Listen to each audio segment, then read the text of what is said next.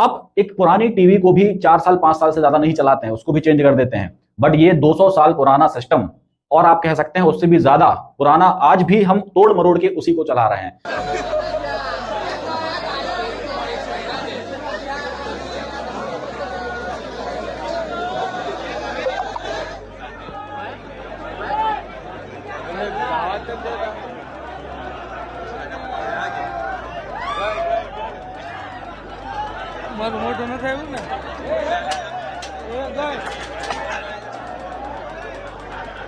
और ना ही आज का जो युवा है वो भी कुछ कर पा रहा है।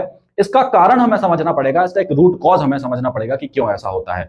हमें इंग्लिश समझने में, इंग्लिश को सीखने में 10 से 12 साल लग जाते हैं, लेकिन हम वो भी नहीं बोल पाते अच्छे तरीके से। जबकि यूके और यूएस का एक 5 साल का बच्चा भी आपसे अच्छी इंग्लिश बोल लेता है। क्यों?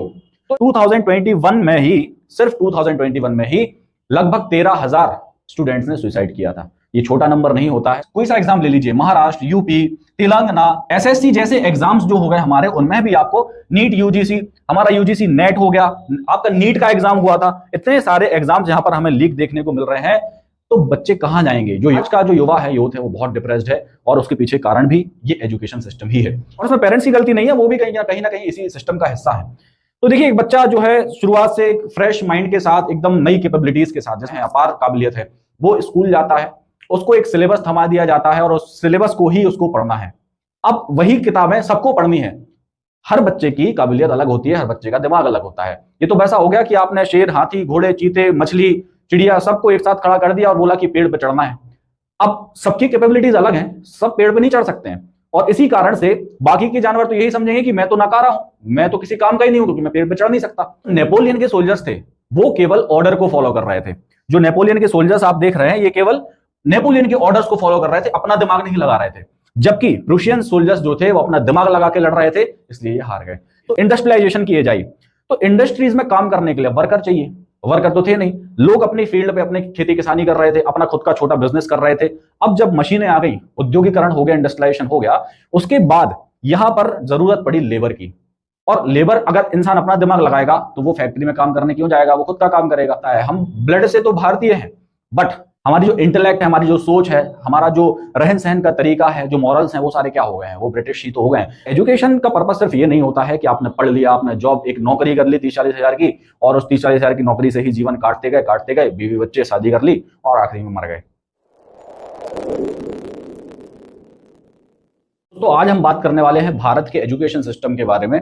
आज हम जानेंगे कि क्यों आज का युवा इतना परेशान है, स्पेशली इंडियन। हम उन 5% लोगों की बात नहीं कर रहे हैं जो अपने करियर में अच्छा कर रहे हैं, जो अपनी लाइफ में अच्छा कर रहे हैं। हम 95% लोगों की बात कर रहे हैं जो आज परेशान हैं, और उसके पीछे कहीं ना कहीं एक एजुकेशन सिस्टम ही जिम्मेदार है। अब देखिए, आप एक पुरानी टीवी को भी 4 साल 5 साल से ज्यादा नहीं चलाते हैं, उसको भी चेंज कर देते हैं। बट ये 200 साल पुराना सिस्टम, और आप कह सकते हैं उससे भी ज्यादा पुराना, आज भी हम तोड़ मरोड़ के उसी को चला रहे हैं। कुछ मॉडिफिकेशंस के साथ आज भी हम वही एजुकेशन सिस्टम यूज कर रहे हैं।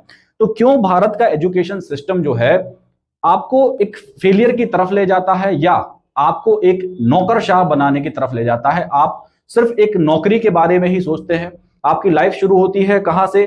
पढ़ाई से, स्कूल से। आपको स्कूल में एक लिमिटेड सिलेबस पकड़ा दिया जाता है, और वहां से लाइफ शुरू होकर एक 30-40 हजार 50 हजार रुपए की नौकरी पर एवरेज यूथ जो भारत का है, उसकी लाइफ वहां पर खत्म हो जाती है। फिर उसके बाद की कहानी आपको पता है। ईएमआई, उसके चक्कर में पूरी जिंदगी गुजर जाती है, और वो केवल नौकरी करते करते या दूसरों के लिए काम करते करते ही पूरी लाइफ उसकी गुजर जाती है। यही वजह रही है कि ना तो पेरेंट्स कुछ कर पाए, क्योंकि वो भी इसी एजुकेशन सिस्टम का हिस्सा है, और ना ही आज का जो युवा है वो भी कुछ कर पा रहा है।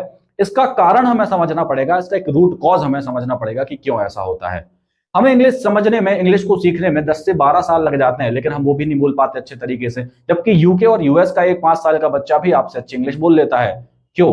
तो इन सारी चीजों को हम समझेंगे, क्या इसके पीछे कारण है, और क्या आज के सिस्टम में, जैसे कि हमने एग्जाम लीक्स देखे, अभी कितने एग्जाम लीक हुए हैं, क्या अभी अभी हो रहे हैं या बहुत पहले से होते आ रहे हैं, इन सारी चीजों को हम समझेंगे। तो देखिए कि पिछले 7 साल में 1.7 मिलियन लोग जो हैं अफेक्ट हुए हैं, और 70 पेपर यहां पर लीक हुए हैं। अगर एवरेज लगा लेंगे तो एक साल में 10 पेपर लीक हो रहे हैं। 10 एग्जाम्स की बात हो रही है यहाँ पे। तो आप जितने भी बड़े बड़े एग्जाम्स हैं वो सारे आपको लीक देखने मिल रहे हैं भारत में। ये सारी सिस्टम, देखिए कहीं ना कहीं सिस्टम का ही फॉल्ट है। अभी हम सारी चीजों को समझेंगे डिटेल में। अब देखिए, यहां पर 40% प्राइमरी टीचर जो मैथ पढ़ाते हैं वो ऐसे हैं कि जिनके पास मैथ ही नहीं है, और कुछ टीचर्स ऐसे हैं लगभग 50% जिनके पास रिक्वायर्ड क्वालिफिकेशंस ही नहीं है। ठीक है, आप देखिए सुसाइड केस बहुत ज्यादा बढ़ते जा रहे हैं, स्टूडेंट्स के सुसाइड केस आपको देखने मिल जाते हैं। 2021 में ही, सिर्फ 2021 में ही लगभग 13,000 स्टूडेंट्स ने सुसाइड किया था। ये छोटा नंबर नहीं होता है, क्योंकि हमारी पॉपुलेशन थोड़ी ज्यादा है इसलिए हम इसको हल्के में ले लेते हैं, बट 13,000 ग्लोबली देखा जाए एक बहुत बड़ा नंबर होता है। तो क्या इसके पीछे कारण है? ये कि आप कोई सा एग्जाम ले लीजिए, महाराष्ट्र, यूपी, तेलंगाना, एसएससी जैसे एग्जाम्स जो हो गए हमारे, उनमें भी आपको नीट, यूजीसी, हमारा यूजीसी नेट हो गया, आपका नीट का एग्जाम हुआ था, इतने सारे एग्जाम्स यहां पर हमें लीक देखने को मिल रहे हैं।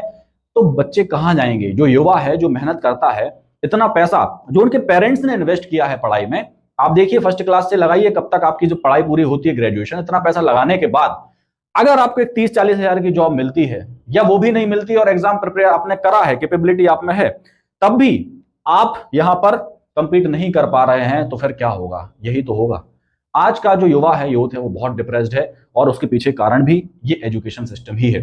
अंग्रेजों की देन जो एजुकेशन सिस्टम हमें लेबर बनाने के लिए बनाया गया था, उसका भी हम इतिहास देखेंगे, थोड़ा सा समझेंगे हिस्ट्री कि कहां से इन सब की शुरुआत हुई। तो देखिए यहां पर साइंस, आर्ट्स, कॉमर्स, बस यही स्ट्रीम्स हैं, और इनमें भी बस बिल्कुल गिने चुने स्ट्रीम्स हैं। आज हमारे यहाँ पर जो स्टूडेंट्स हैं या जो बच्चे हैं, वो आर्ट्स इसलिए नहीं पढ़ते क्योंकि उनको इंटरेस्ट है इसमें, वो इसलिए पढ़ते हैं क्योंकि उनको और कोई सब्जेक्ट मिलता ही नहीं है। तो आप समझिए इनको कि आप 80% के ऊपर मैथ्स दे रहे हैं, साइंस दे रहे हैं, बट आर्ट्स और कॉमर्स वाले बच्चे, इनको कुछ नहीं समझा जाता है, बट आप एजुकेशन से ही उनकी कैपेबिलिटीज को जज नहीं कर सकते हैं। तो आर्ट्स, कॉमर्स, साइंस, इनके बाहर भी बहुत सारी दुनिया है, और उसमें बहुत सारे ऑप्शंस हैं, हजारों ऑप्शंस हैं आज के टाइम में, लेकिन बच्चा यहीं फंसा हुआ है। और इनमें भी बहुत गिने चुने ऑप्शंस में, ये नहीं कि बहुत एक्सप्लोर कर रहा हो, और उसके बाद उसी के ऊपर उंगली उठा दी जाती है आखिरी में। वो सब भी हम देखेंगे कि क्यों एक बच्चे को ही आखिरी में प्रताड़ित किया जाता है, जबकि हमारा पूरा सिस्टम ही इन्वॉल्व है इस चीज में, और उसमें पेरेंट्स की गलती नहीं है, वो भी कहीं ना कहीं इसी सिस्टम का हिस्सा है।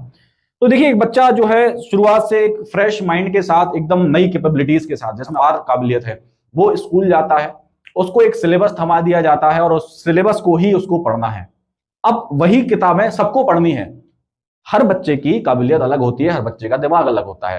ये तो वैसा हो गया कि आपने शेर, हाथी, घोड़े, चीते, मछली, चिड़िया सबको एक साथ खड़ा कर दिया और बोला कि पेड़ पे चढ़ना है। अब सबकी कैपेबिलिटीज अलग हैं, सब पेड़ पे नहीं चढ़ सकते हैं, और इसी कारण से बाकी के जानवर तो यही समझेंगे कि मैं तो नकारा हूं, मैं तो किसी काम का ही नहीं हूं, क्योंकि मैं पेड़ पे चढ़ नहीं सकता। तो वही हालत यहां पर है, बच्चों के ऊपर बोझ डाला जाता है, और यहां पर सिस्टम की गलती है। कैसे है उस चीज को हम देखते हैं। इन सारी चीजों की शुरुआत होती है 1806 से। 1806 ही 1806 वह समय था जब प्रूसिया और हमारे नेपोलियन की यहां पर लड़ाई हुई थी। अब देखिए प्रूसियन आर्मी बहुत ही जानी मानी आर्मी होती थी उस टाइम पे, और नेपोलियन की आर्मी ने प्रूसिया की आर्मी को हरा दिया। इसके बाद प्रूसिया को लगा कि कैसे ये हो सकता है। जब इन्होंने रीजंस पता करने की कोशिश की तो उसमें एक रीजन निकल कर आया कि जो नेपोलियन के सोल्जर्स थे वो केवल ऑर्डर को फॉलो कर रहे थे। जो नेपोलियन के सोल्जर्स आप देख रहे हैं ये केवल नेपोलियन के ऑर्डर्स को फॉलो कर रहे थे, अपना दिमाग नहीं लगा रहे थे। जबकि प्रूशियन सोल्जर्स जो थे वो अपना दिमाग लगा के लड़ रहे थे, इसलिए ये हार गए। तो इनने एक उसका उपाय निकाला, उसका एक सॉल्यूशन निकाला, और वो सॉल्यूशन ये था कि क्यों ना बच्चों को ट्रेन किया जाए। क्योंकि देखिए माइंड वहीं से ट्रेन किया जा सकता है जहां उसको कुछ पता ना हो, फ्रेश माइंड्स, ठीक है। तो क्यों ना बच्चों को ट्रेन किया जाए, तो जैसा सिखाएंगे वैसा वो सीखेंगे और वैसा वो करेंगे, अपना दिमाग वो लगाएंगे नहीं। यहां से उन्होंने बच्चों को ट्रेन करना शुरू कर दिया, और इन्होंने एक नया एजुकेशन सिस्टम डेवलप किया जिसको हम बोलते हैं प्रूशियन एजुकेशन सिस्टम। और इसमें आपको 8 साल का एजुकेशन दिया जाता था, या इसको एजुकेशन ना बोलें तो आपको एक नौकर बनने की ट्रेनिंग दी जाती थी। तो 8 साल से लेकर 13 साल तक का इन्होंने एजुकेशन कर दिया कंपलसरी। तो ये तो हो गई वॉर की बात। फिर प्रूशिया ने काफी वॉर जीते। इसके बाद जब आगे चल के इंडस्ट्रियलाइजेशन की जाए तो इंडस्ट्रीज में काम करने के लिए वर्कर चाहिए। वर्कर तो थे नहीं, लोग अपनी फील्ड पे अपनी खेती किसानी कर रहे थे, अपना खुद का छोटा बिजनेस कर रहे थे। अब जब मशीनें आ गई, उद्योगीकरण हो गया, इंडस्ट्रियलाइजेशन हो गया, उसके बाद यहां पर जरूरत पड़ी लेबर की। और लेबर अगर इंसान अपना दिमाग लगाएगा तो वो फैक्ट्री में काम करने क्यों जाएगा, वो खुद का काम करेगा। यहां पर इन्होंने फिर से एक नया तरीका निकाला। इस समय पे भारत में अंग्रेज थे, और इस समय एक इंसान है जिनको आप जानते होंगे, मकौले के नाम से, एजुकेशन के लिए बहुत फेमस है। कुछ लोग इनको बहुत अच्छा बताते हैं कि भारत के लिए इंग्लिश एजुकेशन सिस्टम लेकर आए हैं, है ना, father of education, modern education, English education, कुछ भी कह लीजिए आप। ये सब इनको कहा जाता है। बस इनका उद्देश्य तो एक ही था कि भारत के युवाओं को, लोगों को कैसे नौकर बनाया जाए, कैसे लेबर के लिए रखा जाए। और उस टाइम पर ईस्ट इंडिया कंपनी के गवर्नर जनरल थे विलियम बेंटिक, और इन्होंने एक्ट पास किया जिसको हम बोलते थे एक्ट ऑफ 1835। तो 1835 की ये बात है। 1835 का एजुकेशन एक्ट लाया गया और इसी में लिखा हुआ था, देखिए इन्होंने सीधा सीधा लिखा था कि a class of persons Indian in blood and colour but English in taste, opinion, morals and intellect. और आज भी वही देखने मिलता है, हम ब्लड से तो भारतीय हैं, बट हमारी जो इंटेलेक्ट है, हमारी जो सोच है, हमारा जो रहन सहन का तरीका है, जो मॉरल्स हैं, वो सारे क्या हो गए हैं, वो ब्रिटिश ही तो हो गए हैं। तो इनका जो एजुकेशन का पर्पस था, एजुकेशन पॉलिसी लाने का, वो कहीं ना कहीं 100% सक्सेस रहा है भारत के लोगों को लेबर बनाने में। और वही एजुकेशन सिस्टम आज भी हम यूज कर रहे हैं। ठीक है, तो ये चीज हमें समझनी पड़ेगी, पेरेंट्स को ये बात समझनी पड़ेगी कि जब आपका बच्चा पैदा होता है तो आप उसी टाइम पे नाम रख देते हैं कि ये डॉक्टर बनेगा, ये बनेगा, ये वो बनेगा। हर बच्चे की काबिलियत अलग होती है, हर बच्चे का दिमाग अलग तरीके से काम करता है। उसको ये बोझ थमा दिया जाता है किताबों का, और यही गिनी चुनी किताबें उसको पढ़नी है। अब हो सकता है किसी बच्चे का इंटरेस्ट ना हो इसमें, तो उसको भी वही किताबें पढ़नी है, और अगर जब वो नहीं पढ़ पाता है तो उसको कहते हैं कि तुम किसी काम के नहीं हो क्योंकि तुम पढ़ नहीं पाए, जबकि उसमें कैपेबिलिटीज बहुत होती है, काबिलियत काफी है, वो कुछ और अच्छा कर सकता है। तो क्या हम पढ़े नहीं, स्कूल नहीं जाए? इस चीज का सॉल्यूशन भी मैं आपको बताऊंगा। हम यहाँ पे सिर्फ बातें नहीं कर रहे हैं, हम यहाँ कंप्लीट चीजें कवर करेंगे। तो देखिए, modern education system was designed to teach future factory workers. अब आने वाली जो फ्यूचर फैक्ट्री वर्कर्स हैं उनको ट्रेन करने के लिए एजुकेशन सिस्टम बनाएगा। और हम लोग सोचते रह गए कि वाह, अंग्रेज हमें अंग्रेजी सिखा रहे हैं, कितने अच्छे लोग हैं। इसके बाद यहां पर देखिए, ये चीजें समझने में आपको बहुत ही परेशानी होती है और बहुत देर में समझ आता है। और जब तक समझ आता है तब तक आपके ऊपर क्या होता है, जिम्मेदारियों का बोझ आ जाता है। और जिम्मेदारियों का बोझ आने के कारण लोग जो जिस चीज में फंसे हुए हैं उसी में वो फंसे रह जाते हैं। तो एजुकेशन का पर्पस सिर्फ ये नहीं होता है कि आपने पढ़ लिया, आपने जॉब, एक नौकरी कर ली 30-40 हजार की, और उस 30-40 हजार की नौकरी से ही जीवन काटते गए, बीवी बच्चे शादी कर ली और आखिरी में मर गए। तो ये कोई जीवन, ये एजुकेशन का पर्पस तो नहीं हो सकता, ये तो जानवर भी करते हैं। तो देखिए यहाँ पर 40% इंडियन जो ग्रेजुएट्स हैं वो 25 के नीचे के वो अनएम्प्लॉयड हैं। तो जितने भी ग्रेजुएट्स हैं वो लगभग 50% आप मान लीजिए वो अनएम्प्लॉयड घूम रहे हैं, उनके पास कोई रोजगार नहीं है। और यहाँ पर पैसा कमाने के लिए हम सिर्फ एक ही चीज ढूंढते हैं और वो है नौकरी। एक पढ़ा लिखा इंसान भी एक अनपढ़ इंसान की कंपनी में काम करता है, बहुत पढ़ता है, वो अपने जीवन के 25-26 साल 30 साल तक दे देता है, उसके बाद जाकर किसी दूसरे की कंपनी में दूसरे के लिए काम करता है कुछ छोटे से अमाउंट के लिए। तो ये चीजें आपको समझनी होंगी। अब हमें थोड़ा सा एक ये जो एज है, ये रेनेसा, एक नया रेनेसा की एज है। यहाँ पर आप देख रहे हैं डिजिटलाइजेशन, आज लोग घर से बैठ के पैसे कमा रहे हैं, आज लोगों के पास हजारों ऑप्शंस हैं पैसे कमाने के, बट हम अभी भी उसी चीज पर टिके हुए हैं। और आप यकीन मानिए, भारत का युवा जो नौकरी की तैयारी कर रहा है, आप रिजल्ट देखिए नौकरी के, 0.1% आपके रिजल्ट्स हैं यहाँ पर, और उसी में लगे हुए हैं सारे लोग। 6-6, 7-7 साल जो आपके क्रूशियल टाइम है, जो आपका प्रीशियस टाइम है, उस चीज को आप वहां पर बर्बाद कर देते हैं। और काफी बाद में जाकर आपको समझ में आता है कि ये एक ट्रैप था, कहीं ना कहीं ये एक ट्रैप था। और एजुकेशन का पर्पस सिर्फ जॉब पाना नहीं होता है। ये अंग्रेजों का सिस्टम था कि आपने एजुकेशन लिया और डायरेक्ट जाकर आप एक ही उद्देश्य होता है, आप किसी से पूछिए आपको क्या करना है, मुझे यहाँ जॉब करना है, मुझे वहां जॉब करना है। तो ये एक पर्पस बन गया है, एक हमने एक थीम बना दिया है पूरा, और सारी सोसाइटी को हमने उसी में ढकेल दिया है। बच्चे आते हैं, स्कूल जाते हैं, पढ़ते हैं, और क्या करना है, जॉब करना है। तो क्या जॉब ही अकेला पर्पस है एजुकेशन का? तो देखिए, ऐसा नहीं होता है। क्रिएटिविटी नाम की चीज भी होती है, जिसको जिस चीज में इंटरेस्ट हो वो करना चाहिए। अब देखिए, यहाँ हम सॉल्यूशन की बात कर लेते हैं थोड़ी सी। तो स्कूल जाना बहुत जरूरी है, एजुकेशन तो वहीं से आएगा, तो मैं इस चीज को डिक्लाइन नहीं करूंगा। हाँ, यहाँ पर हमें रिफॉर्म्स की जरूरत है। एजुकेशन सिस्टम, स्कूल सिस्टम के एजुकेशन में भी रिफॉर्म की जरूरत है, कॉलेजेस में भी रिफॉर्म की जरूरत है, बट वो सरकार के हाथ में। हम क्या कर सकते हैं? तो अगर आप स्टूडेंट्स हैं, अगर आप पेरेंट्स हैं, तो आपके बच्चों पर जोर नहीं डालिए, आपके बच्चों पर फोर्स नहीं कीजिए उनको जिस चीज में इंटरेस्ट है, हो सकता है किसी दूसरी फील्ड में बहुत अच्छा कर रहा हो सकता है वो नहीं पढ़ पा रहा हो अच्छा, किसी दूसरी फील्ड में बहुत अच्छा कर रहा होगा। हाँ, जिस बच्चे को पढ़ाई में इंटरेस्ट है उससे पढ़ाई कराइए आप, जिसको फिजिक्स में इंटरेस्ट है वो फिजिक्स पढ़े, जिसको केमिस्ट्री में इंटरेस्ट है वो केमिस्ट्री बहुत अच्छे से पढ़े। बट सभी बच्चों को एक ही चीज में ढकेल देना और फिर उनको जज करना कि ये तुमसे नहीं हो पा रहा तो तुम नाकारा हो, उसका सेल्फ कॉन्फिडेंस कहां चला जाएगा आप खुद सोचिए। वो खुद पे ही शक करने लग जाएगा कि मैं तो किसी काम का ही नहीं हूं। तो आप सभी से एक छोटी सी रिक्वेस्ट है, जितने भी लोग ये वीडियो देख रहे हैं, हमारे चैनल का एक ही पर्पस है, लोगों को अवेयर करना, एजुकेट करना। तो आप सबसे एक निवेदन है, रिक्वेस्ट है, बच्चों को फोर्स नहीं करें, जिनको जिस चीज में इंटरेस्ट है उसको वो करने दीजिए, और आप देखेंगे अल्टीमेटली वो बहुत आगे पहुंच जाएगा, वो उनसे भी आगे निकल जाएगा जो पढ़ाई में अच्छे थे। बट करेगा वही जिसमें उसको इंटरेस्ट है, इसको उसको करने में मजा आ रहा है, वो अपना जीवन सुकून शांति से जी पाएगा।